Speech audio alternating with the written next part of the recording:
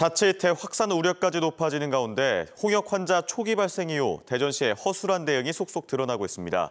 인터넷 육아 카페에서 홍역 발병 뉴스가 퍼졌지만 정작 해당 병원을 찾은 환자들에겐 안내도 없었고 첫 환자 확진 날짜까지 잘못 발표할 정도로 초기 대응은 미흡했습니다. 이어서 김광현 기자입니다.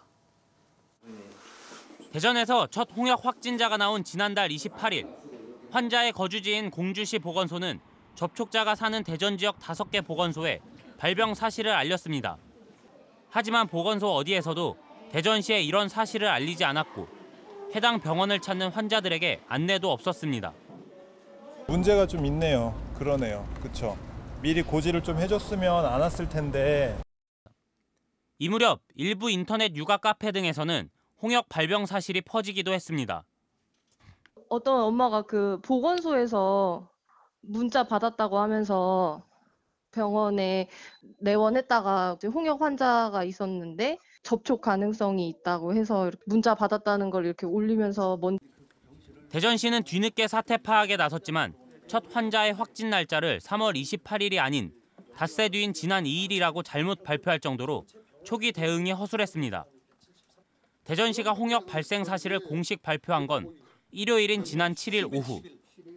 그동안 수많은 영유아와 보호자들이 이 병원을 찾았고 감염자 수는 더 늘었습니다. 질병이라는 게 지역별로 딱 구분이 되지 않지 않습니까? 관련된 내용을 함께 공유를 해야 되고요. 그리고 그와 더불어서 동시다발적으로 함께 대응을 해야 됩니다. 대전시는 초기 방역에 실패한 사실을 인정하고 감염병 관리 체계를 뜯어 고치겠다고 밝혔습니다. 주소지가 다른 지역이라서 보고를 받지 못했지만 앞으로는 관내에서 확진 판정을 받거나 병원을 방문한 경우 주소지와 상관없이 적극 대처하도록 하겠습니다. 2015년 메르스 사태는 감염병 발생과 확산에 지역의 경계가 없고 질병의 광역화에 대비한 철저한 방역 체계의 중요성을 일깨웠습니다.